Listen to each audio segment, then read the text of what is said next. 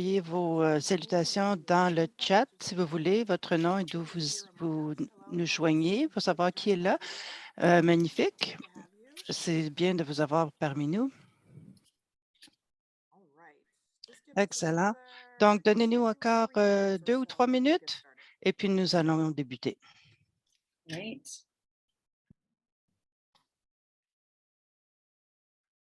And in case you're wondering how you got here, you were at the operations and Et si vous maintenance vous session on demandez Washington Healthcare comment vous êtes Facilities. ici, vous êtes Hope you ici à la intended to join séance us. sur And please feel l'exploitation free et la to introduce maintenance. Nous yourselves sommes to each heureux other in que the vous chat soyez box. joints à nous et vous pouvez vous présenter dans la boîte de clavardage. Joseph, glad you could make it. Great to see you Joseph, on a heureuse que Wednesday tu morning. sois joint à nous ce mercredi matin. Excellent. Nous avons des gens. Bonjour, Natacha de Malawi.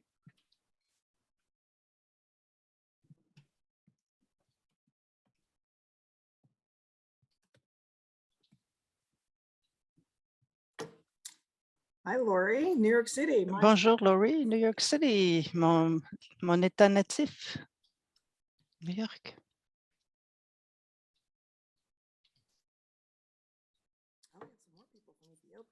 Il y a d'autres personnes de l'Éthiopie, de Maui. Bonjour. C'est bien de vous avoir LA. avec What nous. time is it in LA? Good morning. C'est très tôt. Oui, les 5h30 Sorry, le Peter. matin. Désolé, Peter. Oui, je suis heureuse que tu sois ici. C'est bon, j'ai mon café. Oui, ça, c'est bien. Et nous avons des gens du Royaume-Uni, des Philippines, Venezuela. Bienvenue, Kenya. We'll get started in just a second here. On va Haley, can you débuter just double dans check quelques that minutes. Spanish is Hayley, interpreting all pouvez-vous good? Or sorry, vérifier que French is interpreting all l'espagnol good? ou le français est bien enregistré? Oui, on veut juste se joindre que ceux qui se joignent à nous, vous pouvez sélectionner votre langue préférée. Nous avons des interprètes avec nous. Donc, si vous écoutez en anglais, vous pouvez sélectionner l'anglais, évidemment.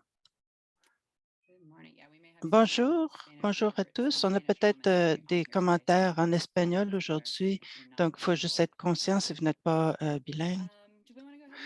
Et est-ce qu'on veut commencer? Je vais vous mettre les diapositives pour vous, Joanne. Oui, allez-y. Alors, juste une seconde.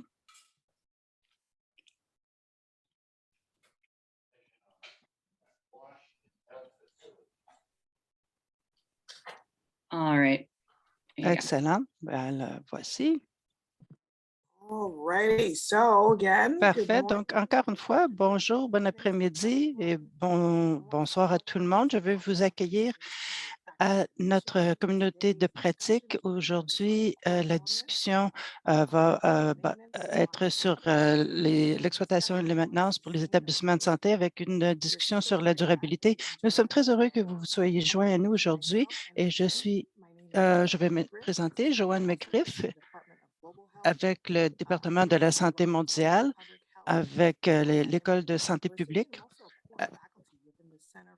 Je travaille donc avec Emory et Wash et Lindsay Denny, qui est aussi avec la même école de santé publique, et Haley de World Vision. Et on a une très belle équipe d'interprètes qui va nous aider avec les gens qui parlent espagnol et français. Donc, comme on l'a mentionné, si vous n'avez pas déjà fait, allez-y et choisissez votre langue de choix dans la barre d'outils.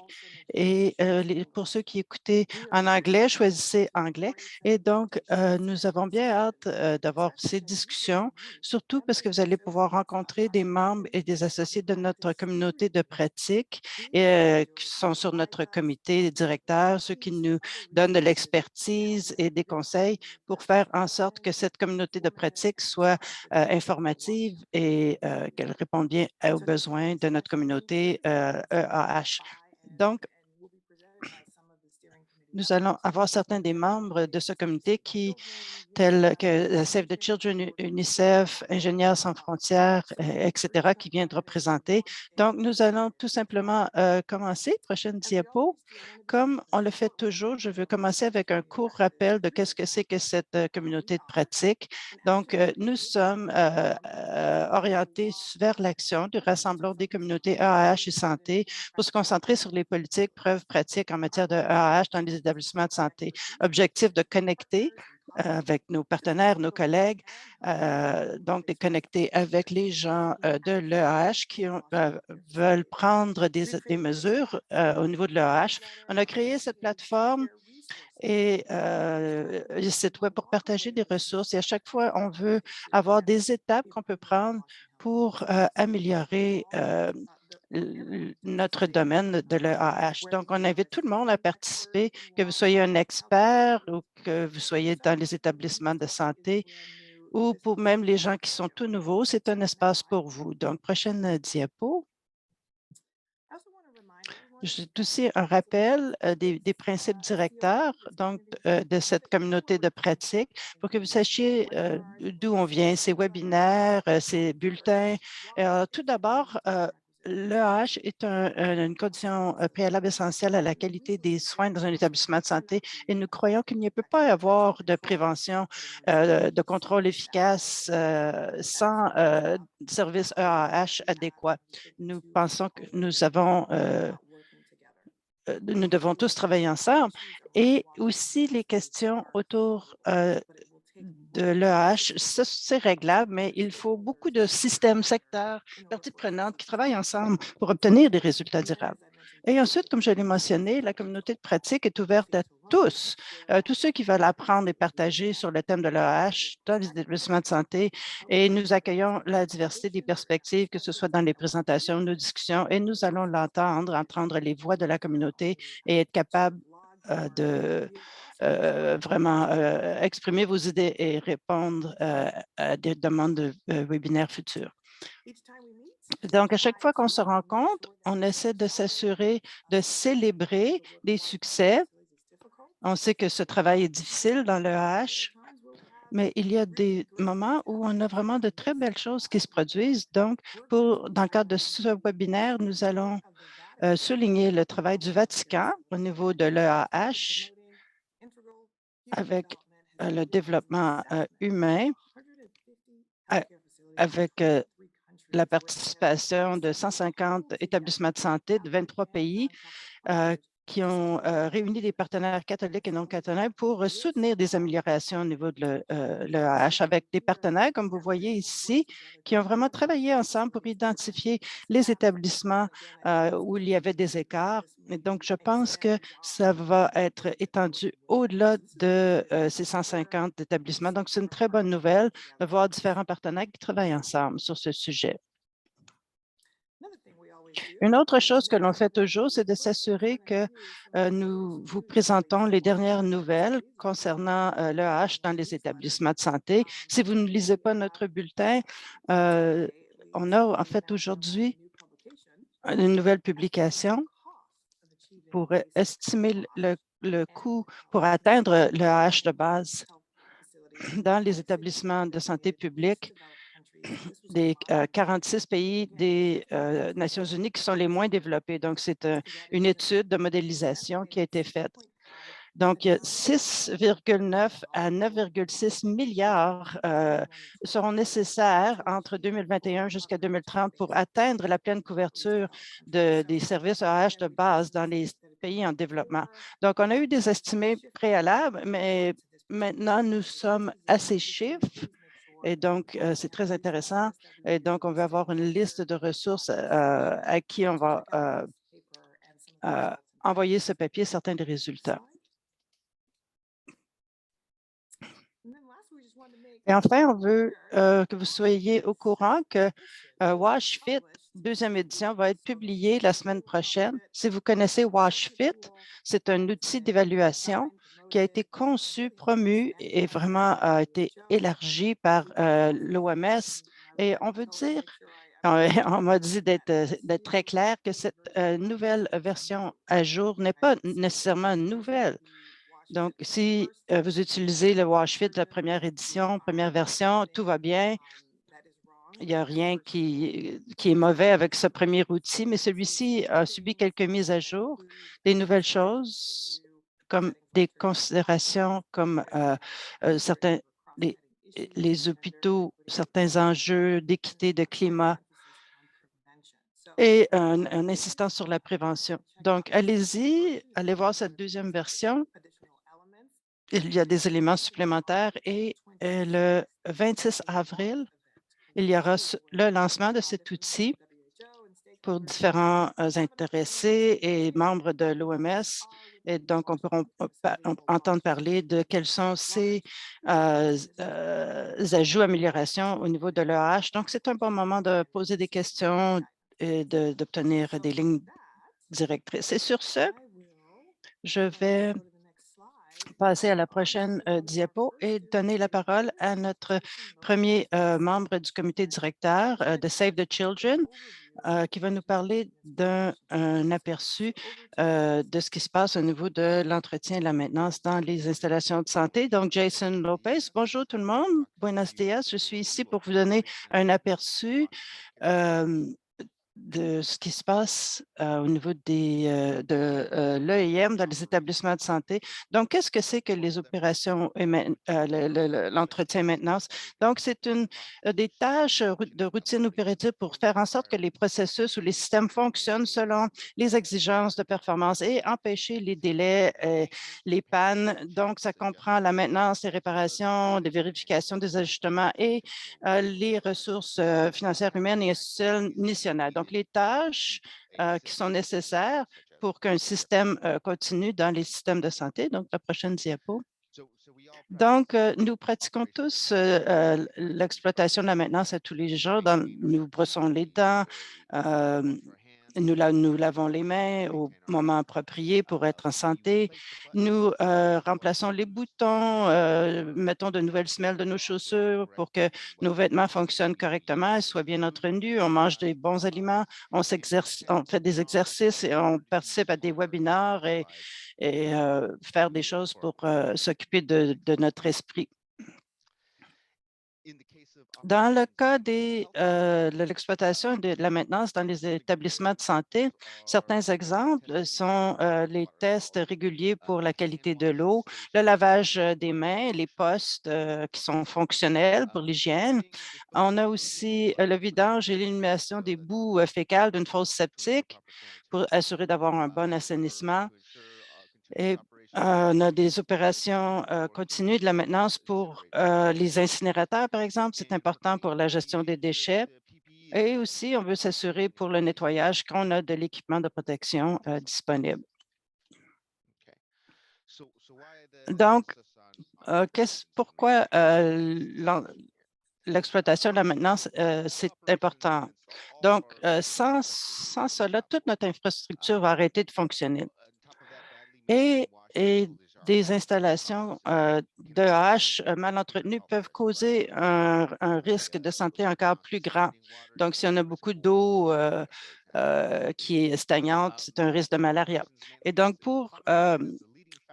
c'est aussi un manque d'entretien va causer des grands problèmes. Il y a eu une évaluation en Afrique au niveau des établissements de santé et ils ont vu que l'exploitation et la maintenance avaient les scores les plus faibles. 13 pays sur 19 ont évalué qu'il n'y avait pas de plan d'EIM pour les établissements et l'étude a dit qu'il y avait un financement limité, capacité humaine, politique inadéquate et manque de coordination. Et donc, c'est reconnu aussi l'EIM comme un investissement qui est efficace au niveau des coût, comme si on entretient son voiture, c'est plus économique que d'en acheter une nouvelle. Cependant, la nouvelle construction ont la priorité en général comparativement à l'EIM. Et donc, souvent, les gens ne voient pas l'exploitation et la maintenance comme une priorité, mais si un pont, par exemple, s'il tombe, ben, les gens le voient. Et ça, c'est plus visible pour les gens. Donc, au niveau de l'EIM par taille des installations, pour les petits établissements primaires secondaires, ils ont en général des besoins de base. C'est axé sur l'infrastructure WASH, mais ils ont souvent moins de ressources et ils n'ont pas de personnel dévoué, souvent financé par des gouvernements locaux, la société civile, les communautés elles-mêmes. Et pour les plus grandes installations tertiaires, ils ont des besoins plus complexes au niveau de l'EIM, des patients, des services pour les patients hospitalisés, par exemple, garder une bonne ventilation pour le bloc opératoire, le traitement des équipements chirurgicaux. Et donc, à cause de leur plus grande taille, ils ont aussi souvent du personnel dévoué pour comme la santé environnementale, des hygiénistes, par exemple, et ils sont souvent financés par les gouvernements euh, locaux et régionaux. Donc, il y a différentes parties prenantes au niveau de l'EIM, exploitation maintenance, le ministre de la Santé à tous les niveaux, avec du financement, de l'expertise technique, de la formation au niveau de la maintenance, de la surveillance. Les municipalités aussi sont souvent impliquées avec du financement pour les établissements primaires et secondaires. Ils ont aussi de l'expertise technique, de l'entretien de routine. Et donc, les communautés également sont impliquées en tant que patients, mais aussi au niveau de la surveillance des comités communautaires, la main-d'œuvre. Le secteur privé est souvent un acteur principal. Donc, il y a de la construction. C'est souvent des entrepreneurs, des réparations qui ont besoin d'être faites, donc par des entrepreneurs spécialisés. La maintenance, donc le nettoyage, c'est souvent donné en sous-traitance également. La même chose pour l'exploitation, souvent la gestion des déchets, l'inspection des équipements. Donc, on veut avoir parfois un professionnel qui vient inspecter un équipement. Et enfin, la société civile qui souvent va donner du financement, de l'expertise technique et des services de plaidoyer. Prochaine diapo, s'il vous plaît. Alors, dans le système de santé au niveau national, le ministère de la Santé, normalement, alloue des budgets pour l'entretien et l'exploitation des installations, des centres de santé. Des fois, on fait des demandes, mais il y a souvent allocation. Ils fournissent un encadrement et des experts pour les réparations. Au niveau sous-national, il y a des demandes et des allocations budgétaires. Il y a de la formation du personnel et il y a aussi de l'entretien de routine et préventif. Prochaine diapo. Le financement de l'EIM. Le financement est souvent négligé lorsqu'on alloue les budgets. En réalité, quand on conçoit un projet, on devrait déjà budgéter des sommes pour l'exploitation et l'entretien. Si vous construisez un nouveau centre ou établissement, on devrait penser en termes de toute la durée de vie de l'établissement. Le partage des coûts de EM et les mécanismes par lesquels l'argent est alloué est une discussion importante entre les partenaires des secteurs EH et santé. Chaque équipe ou secteur subnational a ses propres priorités. Un cardiologue va peut-être penser plus aux priorités des cardiologues. Le laboratoire va veiller à ses propres priorités de laboratoire. Le financement est généralement limité et il y a beaucoup de gens qui se font concurrence pour en obtenir. Un exemple de mécanisme permettant de soutenir l'EM à long terme par le biais de systèmes de suivi et systèmes de santé existants et le financement basé sur les résultats utilisés dans des pays comme l'Ouganda pour renforcer les systèmes EH dans les établissements de santé et payer les coûts à plus long terme.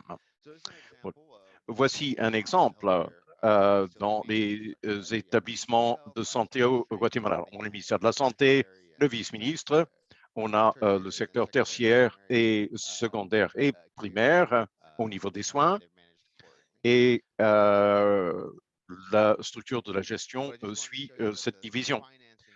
Le financement, en fait, ne correspond pas toujours à la structure de gestion. Dans les hôpitaux, c'est le vice-ministre ou le sous-ministre et le ministère de la Santé. Ils reçoivent leur financement par le ministère de la Santé. Mais pour les centres primaires et secondaires, ils reçoivent une partie de leur argent du secteur de la santé pour l'entretien, enfin, l'exploitation et la maintenance, mais d'autres coûts viennent des municipalités. Et même là, il y a une ligne de séparation entre l'exploitation et la maintenance et les infrastructures qui n'est pas toujours claire. Et ils reçoivent des soutiens des communautés elles-mêmes, de la société civile et même au Guatemala du ministère de la Défense. Donc, les structures de financement et les structures de gestion ne sont pas nécessairement alignées. Quelques considérations clés. Qu'est-ce qu'il faut pour planifier et exécuter les EM au niveau des établissements? Le développement d'un plan avec des parties prenantes, l'entretien préventif de routine, un stock de pièces de rechange, les innovations. Et j'entends par là que on veut rendre la vie du personnel des établissements plus facile. Les coûts sur le cycle de vie, quel est le coût sur l'ensemble du cycle de vie? Si un établissement a une durée de vie de 15 ou même de 50 ans, comment en tenir compte? Et quelles sont les ressources qui sont nécessaires pour exécuter le EM? Il faut quelqu'un qui puisse changer telle ou telle pièce. Il faut parfois recourir à la sous-traitance pour obtenir des compétences particulières dont on ne dispose pas au niveau de l'établissement. La communication et l'engagement aussi.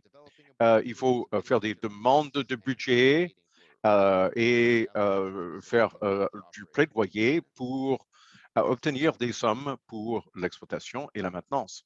Prochaine diapo. Quelques autres considérations clés au niveau de l'orientation, les cadres, les politiques et les lignes directrices et une approche inclusive pour l'ensemble des parties prenantes. La surveillance. Il est important de faire des évaluations et d'avoir des tableaux de bord communautaires. Et l'engagement communautaire, obtenir de la rétroaction de la communauté et des patients et sensibiliser les gens à la bonne utilisation des systèmes. Voilà mon introduction à l'EM. Merci à tous et à toutes de m'avoir écouté. Formidable, merci beaucoup Jason, un excellent survol. Maintenant, nous allons passer au segment du webinaire qui consiste à prendre plusieurs de ces sujets et d'aller un peu plus en profondeur. Steve Krause est notre premier il est directeur de pays des ingénieurs sans frontières au Guatemala et il va nous parler un peu plus en profondeur de la planification de l'EM. Steve, merci Joanne. Oui, est-ce qu'on peut voir la prochaine diapo, s'il vous plaît? Alors, je vais commencer par parler un petit peu de en quoi le EH dans les établissements de santé est différent des programmes EH dans les communautés ou dans les écoles. Plusieurs d'entre nous vont travailler dans ces différents domaines. Alors, expliquons un peu les différences. Au niveau de la technologie de l'infrastructure, ce n'est généralement pas ça le facteur déterminant. Il y a beaucoup de variabilité entre les établissements de santé, comme dans les communautés, au niveau de la taille, le type et la taille des écoles, et ainsi de suite. Mais les établissements de santé doivent faire face à des maladies infectieuses. Ça, c'est une différence qu'on va voir au niveau de la technologie. Mais le reste de l'approvisionnement, nos le traitement des eaux usées, les eaux grises, c'est assez semblable. Le principal facteur de différenciation, c'est le contexte institutionnel des acteurs. Jason a parlé de l'importance du contexte institutionnel. C'est vraiment quelque chose qu'il faut vraiment tenir ou prendre en considération lorsqu'on fait de la planification de l'AH et de l'EM. Bon, la planification va être différente selon le type d'installation. Il y a différents niveaux d'infrastructure. Un petit centre primaire va avoir une infrastructure très élémentaire. Peut-être un robinet d'eau pour l'eau potable et pas grand-chose d'autre. Différents niveaux de dotation en personnel aussi. Peut-être qu'il n'y aura pas de personnel permanent ou simplement des médecins ou un personnel complet administratif, médical et EM.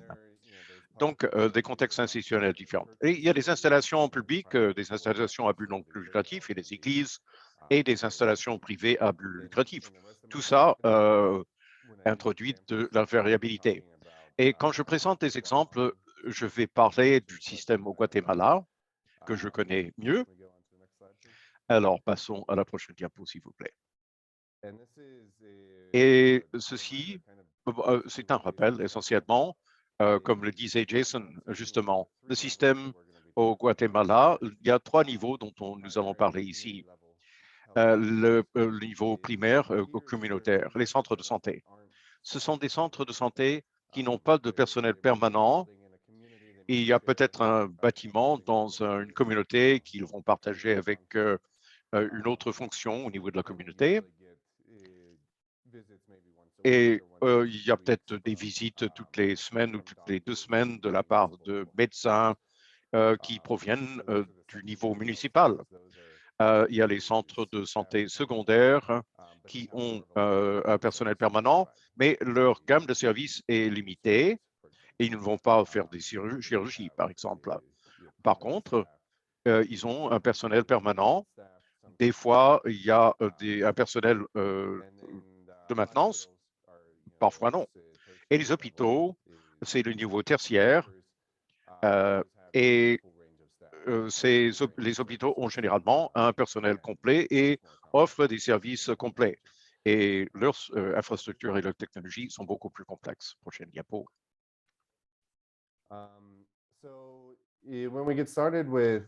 Alors, quand on commence à faire de la planification de l'EM, si son perspective est celui d'un organisme non lucratif ou qui fait une intervention dans un établissement de santé, il faut faire de la planification dès le départ. Qu'il s'agisse d'un nouvel établissement où la planification sera peut-être plus simple, mais dans la plupart des cas, et dans notre travail au Guatemala, il s'agit de faire des réparations ou des mises à niveau. Il n'y a pas beaucoup de construction d'installations nouvelles. Peut-être qu'on va agrandir, on va réparer des choses qui ne fonctionnent plus, ou on va installer des équipements plus modernes. La première chose qu'il faut faire, c'est analyser de comment on en est venu là. Pourquoi est-ce qu'il y a eu des défaillances de l'infrastructure? Des équipements de mauvaise qualité, peut-être? Est-ce que l'installation a dépassé les capacités des équipements au niveau de la demande? Est-ce que c'est simplement le vieillissement naturel? Est-ce qu'il y a eu une barrière à l'entretien ou la maintenance? Est-ce qu'ils n'avaient pas les connaissances ou les budgets nécessaires?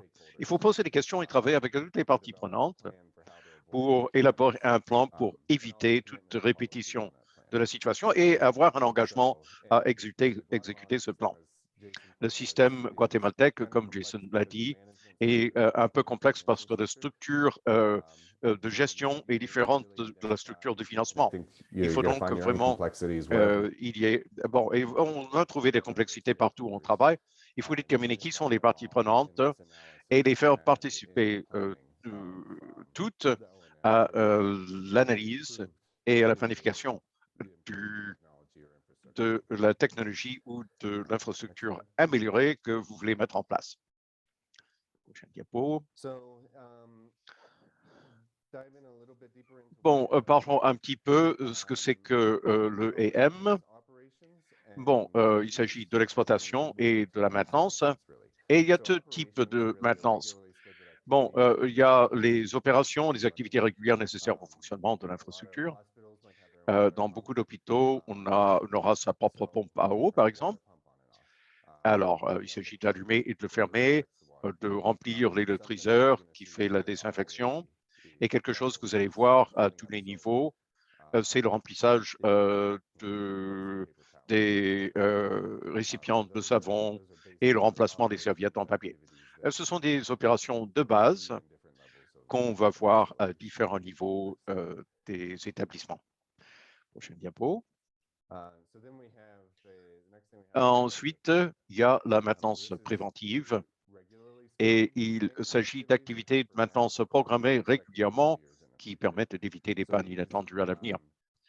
Dans ce cas-ci, un exemple évident, en dehors de l'EAH ou d'autres choses. Bon, l'analogie serait un changement d'huile dans notre voiture, quelque chose qu'on fait de façon régulière et qui fait en sorte que la voiture continue à fonctionner. Dans l'EAH, on va faire des tests et de la surveillance de la qualité de l'eau. On va vérifier les paramètres de fonctionnement de la pompe, la tension et ainsi de suite. On va faire du nettoyage pour que les mécanismes et les tuyaux et les réservoirs et les filtres restent propres. Et on va changer les choses telles que les cartouches de filtre qui doivent être remplacées régulièrement. Prochaine diapo. Et enfin, il y a la maintenance corrective. Et c'est ce qu'on fait quand un équipement est tombé en panne. Ça ne veut pas nécessairement dire que c'est inattendu. On peut, et c'est une des choses qu'il faut planifier, c'est qu'il faut comprendre à quelle fréquence on peut s'attendre à que les joints, les tuyaux, les garnitures et tout ça risquent d'avoir des fuites. Quand on peut le prévoir, on peut développer un calendrier. Même chose pour les pompes à eau. On sait que tôt ou tard, ça va faire défaut dans tous les 10 ans, par exemple. Et quelque chose qu'on ne prend pas nécessairement en considération, c'est les tuiles de plancher. On dira que ce n'est pas de l'EAH, mais s'il y a des tuiles de plancher brisées, c'est une des choses les plus fréquentes qu'on voit qui peut vraiment affecter l'hygiène dans un établissement de santé. Ces tuiles brisées sont un excellent environnement pour que les microbes se réfugient et se reproduisent. Alors, comment planifier? Il y a un ensemble de questions que nous pouvons nous poser à des fins de planification. D'abord, il faut identifier la technologie existante dans l'établissement. Un centre primaire aura peut-être une toilette et un robinet. Un centre tertiaire aura peut-être 50 toilettes et 40 postes de lavage des mains et 1 kilomètre de tuyauterie. Soyez très précis quand vous faites l'inventaire des choses qui vont devoir faire l'objet d'intervention. Ensuite, il faut regarder la fréquence des problèmes qui peuvent se poser. On commence avec les opérations, parce qu'il y a des choses que vous allez pouvoir mettre au calendrier. Et pour la maintenance corrective, il faut faire des projections. Une pompe à eau, par exemple, devrait normalement durer 10 ans. Pour la tuyauterie, on peut s'attendre à ce qu'on remplace un certain nombre de tuyaux chaque année. Il y a un certain pourcentage de toilettes et d'éviers qui vont avoir des fuites chaque année. Là, vous pouvez faire des projections, identifier les matériaux requis pour toutes ces activités et les compétences requises aussi. Est-ce que ce sont des choses qu'on va pouvoir faire à l'interne? Dans un centre communautaire, il n'y aura pas de personnel permanent. Peut-être des membres de la communauté vont venir réparer un robinet. Dans un centre secondaire, c'est peut-être le concierge ou le responsable de l'entretien ou quelqu'un du gouvernement municipal qui vient prêter main forte. Et dans les centres tertiaires, on aura peut-être un personnel permanent ou quelqu'un qui travaille comme un titre de sous-traitant. Et tout ça va être dans un plan de recrutement avec un budget et un calendrier et un plan d'ensemble. Prochaine diapo. Alors, quelle est l'influence du contexte institutionnel? Il faut poser la question, qui va payer? Qui va faire le travail? Qui va changer les robinets? Qui doit autoriser les travaux? Qui soutient les travaux? Et les réponses à ces questions vont différer selon le type d'établissement. Alors, regardez les différentes parties prenantes et essayez de déterminer qui va jouer les différents rôles et les faire participer au processus. Prochaine diapo. Et enfin, le suivi et l'évaluation du point de vue de l'établissement. Nous devons faire un suivi et nous assurer que le plan est exécuté. Il y a des journaux de EM et peut-être des journaux pour des activités précises, peut-être pour des tests de qualité d'eau, où on a un tableau imprimé avec les différents paramètres que vous testez. Et tous les jours où on fait ces tests, la personne responsable note les valeurs obtenues dans ce journal. Ça peut être la même chose pour les incinérateurs. Il faut vérifier le niveau de carburant, par exemple. Donc, il peut y avoir des choses précises à noter et des journaux plus généraux pour les réparations où les gens peuvent noter ce qu'ils font. Il faut déterminer qui va devoir identifier les problèmes. Est-ce que ça va être quelqu'un qui remarque qu'il y a une fuite et qui parle à quelqu'un d'autre, ou est-ce qu'il va y avoir une inspection régulière dans le cadre d'une maintenance préventive? Tout ça fait partie du suivi et de l'encadrement. Il y a les rapports sur ce qui se fait et sur le niveau des stocks. Normalement, dans un plus grand centre, il faudrait qu'il y ait un journal pour ça. Et s'il y a un service de maintenance, ce serait bien que quelqu'un de l'extérieur de ce service y participe. Parce qu'on ne veut pas que ça reste interne, parce que c'est tellement plus facile de perdre le contrôle de cette façon-là. Il faut évidemment des gens de l'entretien et de la maintenance, mais des gens de l'administration aussi. Là où on a eu le plus de succès, le personnel médical y est associé aussi. Certains des hôpitaux ont un comité où il y a des membres du corps médical qui intervient pour exprimer son point de vue sur comment ça se passe. Et ça marche bien. Donc, c'est tout pour ma présentation. Je serai heureux de répondre à vos questions. Oui, excellent. Merci beaucoup, Steve. C'était vraiment en profondeur ici, une belle discussion pour la planification. Et donc, on a le temps pour une question qui a été présentée quand vous parliez dans la chat. Et donc, c'est de Mathias qui demande, est-ce que vous avez utilisé un cadre de travail en général et un outil en particulier pour la phase d'analyse des problèmes dont vous avez discuté et comment… Oui, c'est une bonne question. Quand on a commencé la planification, on a regardé un peu pour voir s'il y avait des outils. On n'a vraiment rien trouvé qui faisait exactement ce qu'on voulait. Donc, essentiellement, on avait beaucoup de questions ouvertes et on a essayé d'impliquer le plus de gens possible dans la discussion. Donc, des questions que j'avais donc sur mes diapos. Et la première étape, c'est d'identifier les parties prenantes et ensuite de leur présenter ces questions et vraiment de faire une analyse avec tout le monde. Excellent, merci énormément. Maintenant, je pense qu'il y a probablement d'autres personnes qui réfléchissent à cette information que vous avez partagée, mais donc, juste pour le temps et parce qu'on a beaucoup d'autres présentations, on va passer à Lindsay qui va nous parler du prochain thème sur lequel nous penchons aujourd'hui, sur le personnel pour l'EIM. Alors, à toi, Lindsay. Merci à tous. Je veux rapidement donner une petite introduction, puis ensuite, je vais partager quelques vidéos. Donc, on parle du personnel des ressources humaines et Jason a fait un bon sommaire ici au début, mais simplement pour insister un peu sur certains des enjeux sur lesquels on se concentre, les rôles et responsabilités. Donc, qui sur le personnel est responsable de différentes activités EIM et est-ce qu'il y a une équipe ou un personnel dévoué? Comme on en a parlé plus tôt, ça va probablement varier selon la taille de l'installation, de l'établissement et sa capacité et du personnel aussi. On peut avoir des infirmières, des médecins qui agissent également comme des gens des ressources humaines pour l'EIM. Il y a peut-être un personnel dévoué.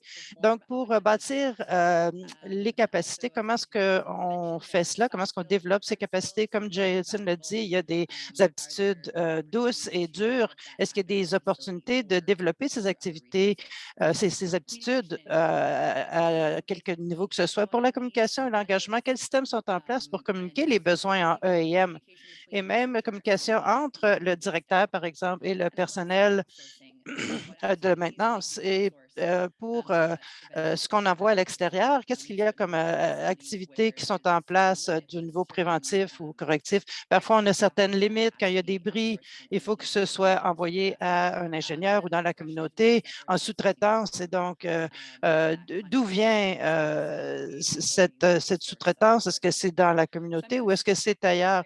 Donc, je vais arrêter de partager pendant une seconde et je vais vous présenter deux vidéos qui viennent de nos collègues chez UNICEF India, le travail qu'ils font dans les établissements de santé primaires à Shipra. Donc, je vais sans plus tarder présenter cette vidéo. Et ceux qui écoutez dans la traduction, il n'y aura pas d'interprétation pour la vidéo. Donc, vous pouvez revenir à la salle principale pour entendre la vidéo si vous voulez l'écouter en anglais. Namaste. Myself, Dr. Trupti Yes. Vagdare, MO in charge of PHC Shipra. After attending a regional training of WASH, I came to my facility and I took a round and my team did a comprehensive assessment of WASH with the help of comprehensive tool. UNICEF team and NHM team helped me a lot and we finally got a 12 action key point to fulfill our gap. And to fulfill this 12 action point, we need a fund. We don't have any dedicated fund for the WASH. So our Infection Prevention Control Committee decided we have to use our untied fund. Untied fund we used and some fund we are using from the Rogi Kalyan Samiti and NHM, some amount of NHM is also given for the development of our facility, around 2 lakhs. So we finally got our funding and start work on it, and within a couple of days we got a 5-star ranking. We basically focused on the segregation of the biomedical waste and safe disposable and safe transportation within 48 hours within our facility. We also work on the water sanitation. We are decided water tank cleaning once in a month and we recorded very well. Then chemical testing with twice in a year and bacteriological testing quarterly on the year. We ensure 3 times toilet cleaning and 3 times all the cleaning of all the wards like NC, PNC wards. We made a checklist of this all cleaning time and schedule. Also, by this all activities, we made an infection prevention control committee and took a meeting on the monthly basis. By these all activities, very proudly to say, after WASH, we got a 5-star ranking. We got a 3 times Kayakalp award, and we getting a prize money for this award also. And we utilize this fund also to sustain this facility in terms of quality. And very proudly to say is that After three times Kayakalp Award, first time we got a National Quality Assurance Award. This is the first PSC in Madhya Pradesh. So thank you so much UNICEF team and NHM team for this opportunities. Thank you so much. So I'll go ahead and play one more Alors, video. je vais faire une dernière vidéo et nous allons ensuite partager ces histoires. Cleaner here who also was involved in this process. So let me go ahead and do a new share. 1 second, lots of videos going on.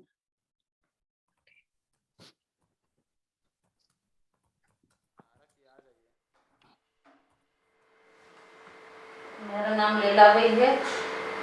मैं 2013 से अस्पताल में सहायक कर्मचारी हूँ।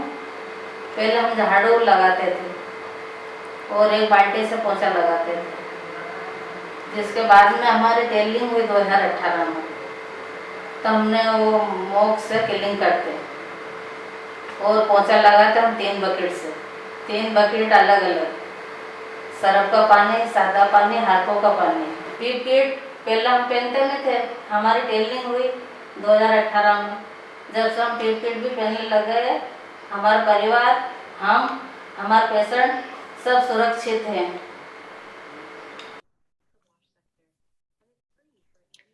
Wonderful. So Excellent.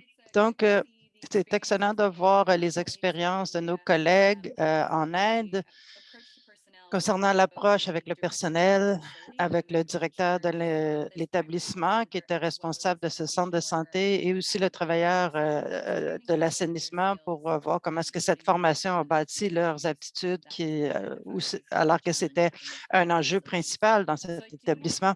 Donc, je veux maintenant, on a quelques minutes, voir s'il y a des collègues de l'équipe de l'Inde qui voudraient faire des commentaires supplémentaires. Si vous voulez allumer votre micro, vous pouvez faire vos commentaires.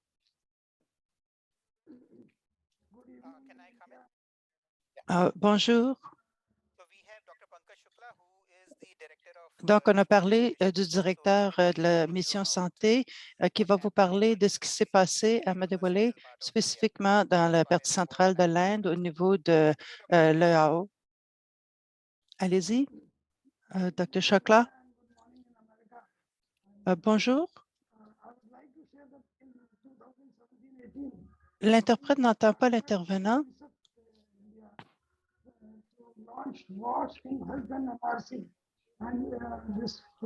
L'interprète n'entend pas l'intervenant.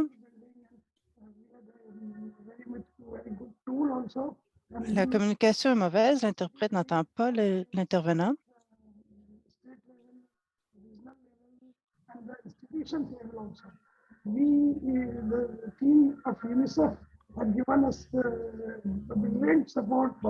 Encore une fois, l'interprète n'entend pas l'intervenant.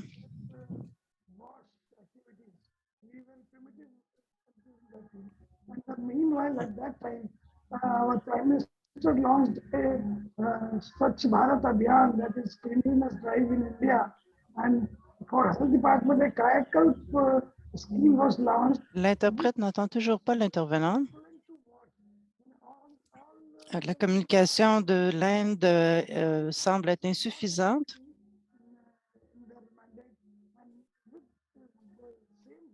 We proceeded doing UNICEF team and Health Department team.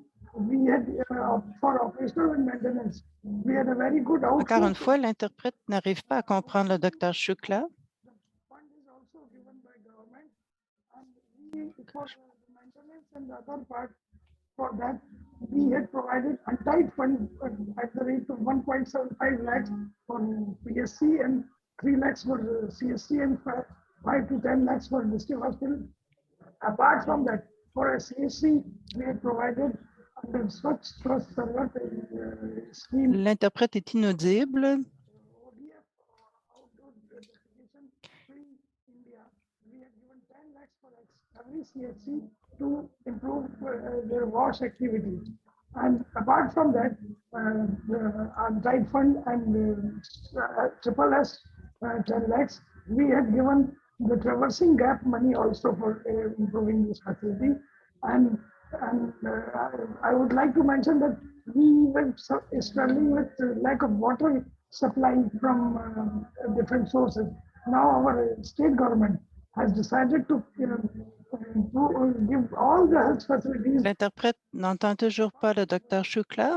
water supply to everything, and we have La communication est trop faible. the presentation of the different countries. We have also developed 3 times cleaning and we all the modern cleaning methods and the formats, daily checklist and everything. And I'm thankful to the UNICEF team for giving me such a wonderful, and I think about 400 facilities out of 1,200 facilities are now Kayakalp certified. Thank you very much. That is what I wanted to. Alors, c'est la fin de la présentation du docteur Shukla. Excellent. Merci énormément, docteur Shukla. C'était très bien d'entendre la quantité d'hôpitaux qui ont été certifiés. C'est fantastique. Donc, on pensait que c'était vraiment quelque chose de très important d'entendre les voix sur le terrain. Donc, vraiment, on vous remercie énormément pour votre intervention. Et je dois, docteur Pagua, vous voulez faire un commentaire? Je veux réitérer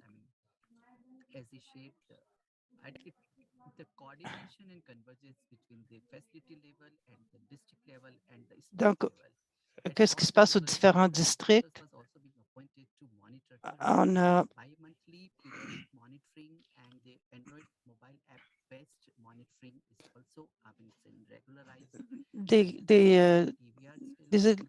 des activités de surveillance qui se produisent. Et l'interprète n'entend toujours pas l'intervenant.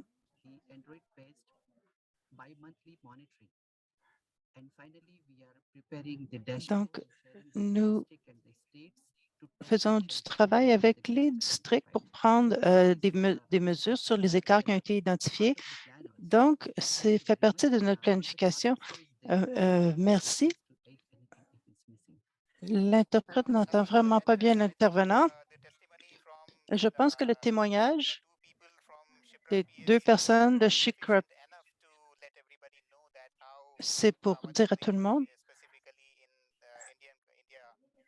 ce qui se passe en Inde, comment est-ce qu'on a pu faire de très bonnes choses dans l'EAH, dans les établissements de santé, comme on l'a mentionné. Ça maximise les ressources disponibles et bâtir des capacités aussi des officiers médicaux en charge et aussi le personnel de nettoyage et la surveillance, comme ça a été mentionné. Donc, je dirais que l'UNICEF est très heureux de participer à nos efforts. De retour à vous, Lindsay. Merci. Excellent. Merci énormément. Et je voulais aussi dire un gros merci aux 2 femmes qui ont participé dans cette vidéo, l'officier médical et Shipra et Miss Liliba également, qui s'est jointe à nous, personnel de nettoyage. C'est magnifique d'entendre leur voix dans notre réunion. Alors, merci à nos collègues de l'Inde pour avoir présenté et partagé avec nous vos succès et les choses qui se sont vraiment bien produites. Et j'espère que vous allez pouvoir rester avec nous pour la suite de cette discussion et commencer à répondre à davantage de questions. Donc, pour juste respecter l'ordre du jour, je veux qu'on parle de notre dernier thème. Donc, je vais passer la parole à 2 autres présentateurs qui font partie de notre comité directeur, Laxman Karal, qui est un conseiller au WASH, à Terre des Hommes, et Hadjoum Kassa, qui est un directeur de programme pour AMREF Africa Santé, qui va nous parler des budgets pour l'EIM. Donc, une discussion un peu plus en profondeur à ce sujet. Donc, je passe la parole à Lindsay. Laxman est avec nous, mais on va faire une courte présentation vidéo. Welcome to this presentation on costing for sustainable operation and maintenance of water services and healthcare facility. I'm from Terre des Hommes, based in Nepal. We are doing this costing for operation maintenance exercise under an advocacy project for sustainable operation maintenance of water services in healthcare facilities. The project is being carried out in Bardia district of Nepal under the Swiss Water and Sanitation Consortium program. The project aims to develop was operation and maintenance policy for the healthcare facilities of a municipality. The facilities provide services like OPD and delivery services, and use the policy outline and the experiences acquired in the process to advocate for elements necessary for ensuring sustained operation and maintenance of WAS services in healthcare facilities in general. Budgeting based on systematic costing is one of the important elements here. Here I have shown two documents we referred and started with for the costing. The first is from IRC, the Netherlands. This covers costing for WAS services in general. The second one is for costing of healthcare facility WAS services. This is from UNC Water Institute. This document is available in wasinhealthcarefacility.org along with its costing spreadsheet. Yeah, these are the costing components that must be considered for ensuring sustained WAS services, also called life cycle costing. There are 6 elements here. The first is the initial capital expenditure. The second is costing for operation and maintenance, called OPEX. That also covers regular minor repair cost. The third is rehab and renewal cost. The fourth is cost of capital. D'entretien du capital. Ensuite, il y a le coût du capital, sur les prêts, par exemple. Et cinquièmement, il y a les dépenses d'appui direct, le suivi, le renforcement des capacités et la réglementation. On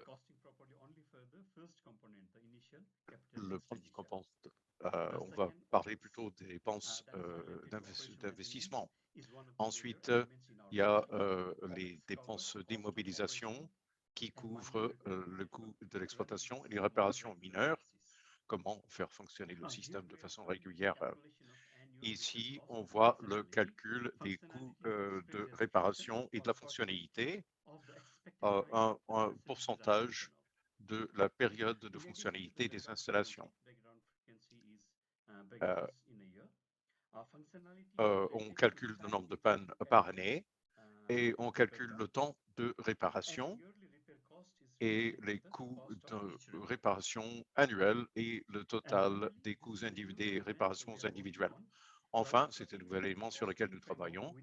Et nous avons un cadre d'établissement des coûts avec la politique de gestion.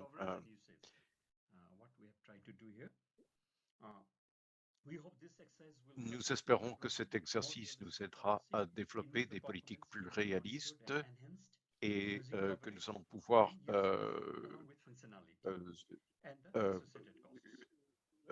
profiter de ces concepts de couverture et de fonctionnalité pour mieux maîtriser les coûts. Nous partagerons des résultats à l'avenir et accueillons volontiers toute remarque ou suggestion qui pourrait m'être envoyée à l'adresse que vous voyez à l'écran. Merci.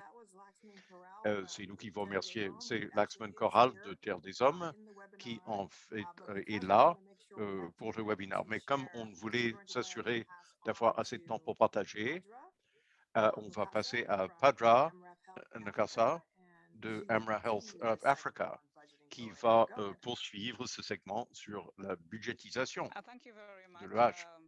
Merci beaucoup. Je vais parler de notre expérience dans le cas du district Amura. Comme Jason a dit, c'est assez semblable en Ouganda. Au niveau national, il y a des efforts qui ont été mis en place. Par exemple, il y a eu une allocation ou des lignes directrices pour promouvoir le H et la prévention. La prévention, c'est la maintenance, la prévention, 30% du budget national est censé être consacré, ou la politique dit juste à 30%. Ça pourrait être de 0% selon les décisions de chaque établissement. Et le gouvernement d'Ouganda a aussi voulu faire en sorte que lorsqu'il y a participation communautaire à l'EM, il y a un comité. Avant, le comité de gestion devait encadrer les dépenses urgentes et la gestion de l'approvisionnement en médicaments. Ils étaient moins intéressés à l'EAH dans les établissements de santé, mais c'est devenu un aspect important de l'EAM. Bon, il y a maintenant une autre occasion pour l'EAH dans les établissements de santé chez nous. Bon, dans le district d'Amoura, il y a eu des efforts délibérés pour assurer l'EAH dans les établissements de santé. C'est une situation dans laquelle le responsable n'est pas la seule personne qui participe. Quand c'est la responsabilité de tout le monde, surtout de l'ensemble du centre de santé, il y a un effort. Et la communauté doit tenir l'établissement de santé redevable. Si un comité existe, la communauté peut se plaindre du fait que les toilettes sont sales. Et il y a un effort délibéré d'avoir en place des plans. Et ensuite, il y a le personnel qui s'occupe de l'EM et un inspecteur de santé qui doit aider à préparer un plan et un budget. Si on n'a pas de plan, il n'y aura pas de budget. Quand l'établissement de santé a un plan, on peut le présenter aux conférences au niveau des comtés. Et le comité doit encadrer le premier effort. Bon, maintenant, c'est leur responsabilité de tenir l'établissement de santé redevable pour l'état de l'EAH. Et ce faisant, lorsque on regarde à les communautés, on voit au chapitre aussi pour demander la reddition de comptes. Et au niveau de l'application, j'ai dit que 30% pouvaient dire 0% selon les décisions, mais la communauté et l'autorité de sous-comté peut insister pour que des sommes d'EAM soient affectées. Peut-être pas 100% des sommes possibles, mais il est important que les sommes soient affectées en partant. Et avec une contribution juste à 30% du niveau national. Ça donne du poids. Alors, si je ne m'occupe pas de l'EAM, je vais perdre ma cote en tant qu'établissement va souffrir. And so one of the key outcomes we've seen is Un des résultats clés que nous avons vus au niveau du district, nous avons installé des systèmes d'eau dans 6 centres. C'est un système qui doit assurer l'eau courante. Par le passé, il était assez fréquent d'avoir un système qui tombe en panne, surtout au bout de 2 ans. Bon, il faut de l'inspection et des contrôles pour assurer la vérité du financement, parce que l'EAH devient un élément important pour accumuler des points en vue d'obtenir le financement. Ainsi, les systèmes ont été bien entretenus et il y a une collaboration entre les centres et les experts en entretien et ils ont réussi à avoir des fonds au niveau du sous-comté. Donc, au lieu d'attendre que le responsable de santé au niveau du district intervienne, ça vient de l'intérieur. Et aussi, comme il y a des innovations nécessaires pour assurer la fonctionnalité des établissements de santé. Si vous utilisez le financement basé sur les résultats et des critères comme l'eau courante et l'eau propre, cela contribue aux résultats, au niveau de la performance et le vrai résultat, c'est le financement.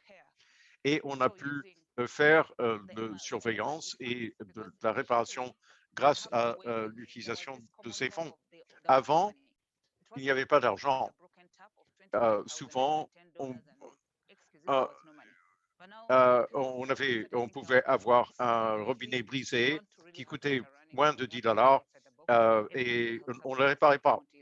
Alors, maintenant, on demande spécifiquement à des gens et à des responsables d'accorder les budgets nécessaires. L'amélioration de qualité à améliorer la situation du financement dans son ensemble sous l'optique des services. Bon, les services de santé maternelle et infantile ont augmenté, la demande a augmenté parce que l'EAH s'est amélioré.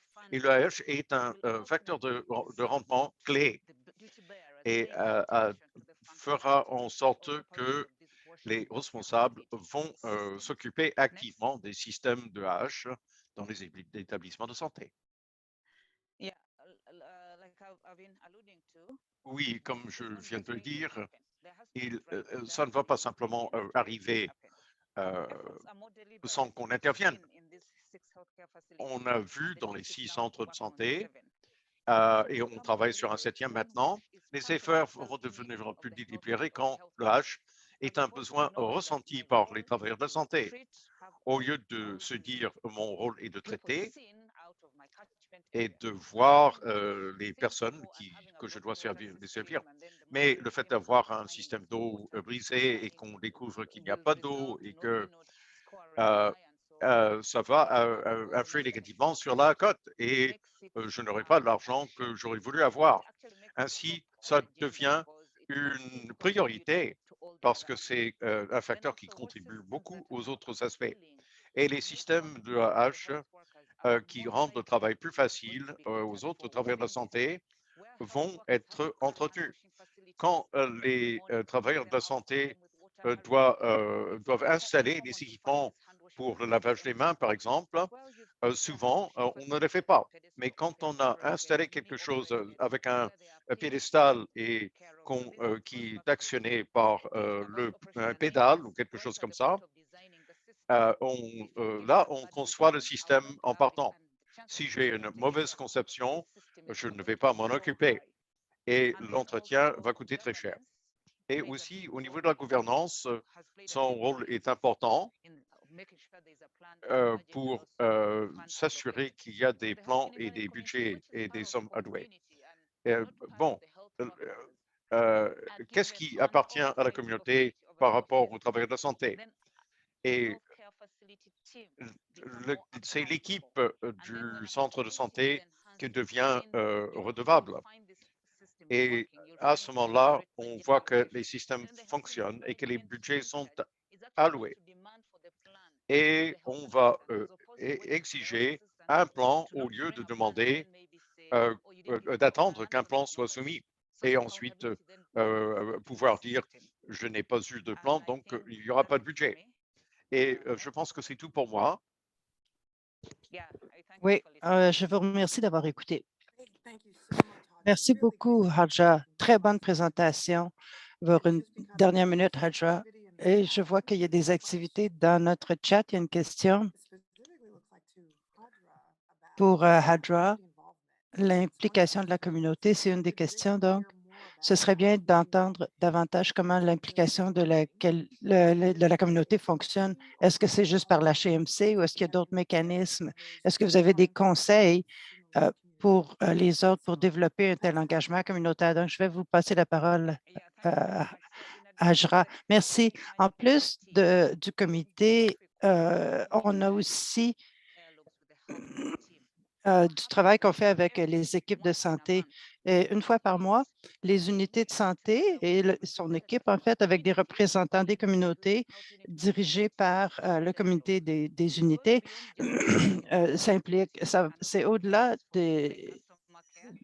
Ça implique aussi les soins des clients, comment est-ce qu'on se sent face aux travailleurs de la santé et aussi qu'est-ce que les travailleurs attendent de la communauté, surtout l'utilisation des services EAH dans leurs établissements. Donc, ce n'est pas seulement le comité de gestion des unités qui interface régulièrement avec d'autres communautés, mais c'est aussi d'interfacer par leurs représentants dans les unités.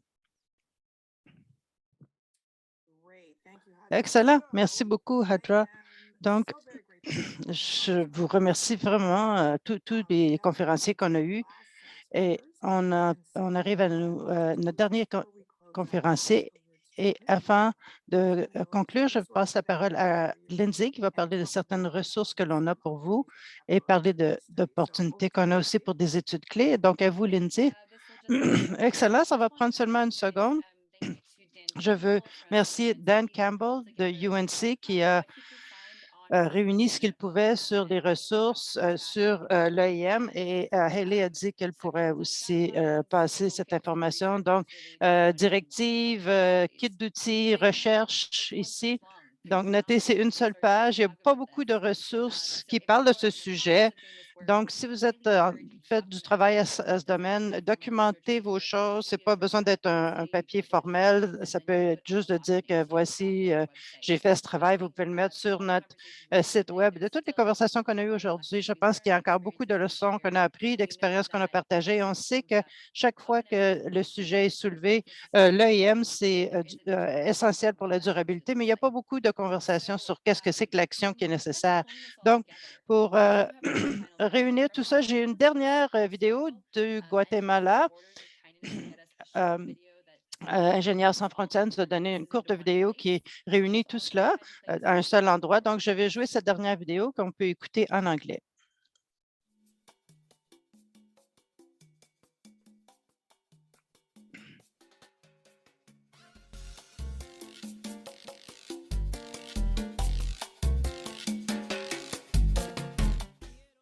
Hoy contamos con un tanque elevado con un promedio de 10.500 galones y el pozo, un nuevo pozo que se logró perforar de 600 pies de profundidad. Hoy el hospital cuenta con un buen suministro de agua. Puedo decir que hasta en el cuarto nivel contamos con una buena presión, lo cual llega a favorecer a todos los usuarios del hospital, tanto personal como pacientes. El mantenimiento con este C'est très bon pour tout le personnel de l'hôpital et des patients. L'entretien pour ce nouveau système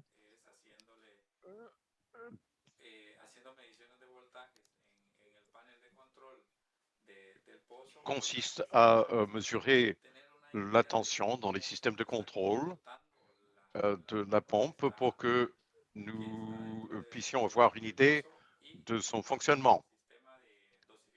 La pompe qui est dans la fosse, au niveau du dosage du chlorure, on le vérifie pour nous assurer que la décharge n'est pas bloquée par le chlorure de sodium.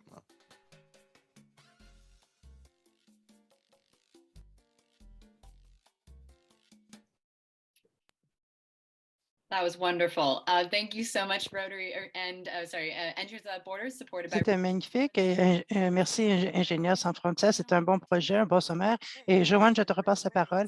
Oui, c'était une très bonne façon de conclure. Donc, c'est la fin de la présentation, la section présentation du webinaire, et on va passer aux discussions en petits groupes. Et je veux encore une fois remercier tous nos magnifiques conférenciers et les discussions qu'ils ont partagées avec nous, avec l'information en profondeur des gens sur notre comité directeur, des collègues qui se sont joints à nous, Ingénieurs sans frontières, des collègues de l'Inde. Merci à tous, ainsi que ceux qui ont présenté par vidéo. Tout ce qui est le travail qui a été fait pour que notre séance soit vraiment informative et pratique. Donc, on vous remercie énormément. Et pour ceux qui doivent nous quitter, allez-y. C'est la fin de la présentation. Mais si vous voulez rester avec nous, nous avons environ 15 minutes de discussion. On va faire une transition vers des salles individuelles, des ateliers où on pourra passer du temps sur les thèmes principaux qu'on a présentés aujourd'hui, que ce soit le personnel, le budget, la planification, n'importe lequel de ces éléments. Donc, si vous voulez rester, restez. Je pense qu'on a un petit sondage pour essayer de comprendre combien de personnes veulent avoir des discussions dans quelle salle. Donc, si vous pouvez regarder la question qui vient de surgir à l'écran et dites-nous dans quel atelier vous voudriez vous joindre. Et si vous participez dans une autre langue, Alors, veuillez remplir cette section parce qu'on veut que vous sachiez qu'il y aura des ateliers pour les francophones et les hispaniques. Alors, si vous voulez rester avec nous, merci à ceux qui nous quittent, mais c'était magnifique de vous avoir avec nous et nous serons de retour en juin. Alors, envoyez-nous des idées ou des réflexions sur ce que devrait être notre sujet alors qu'on fait notre planification et qu'on crée le contenu de juin. Donc, encore une fois, prenez encore 30 secondes pour ceux qui restent avec nous. Laissez-nous savoir dans quelle salle vous voudriez vous joindre. Et ensuite, on va commencer la discussion dans 2 minutes environ. Merci à tous.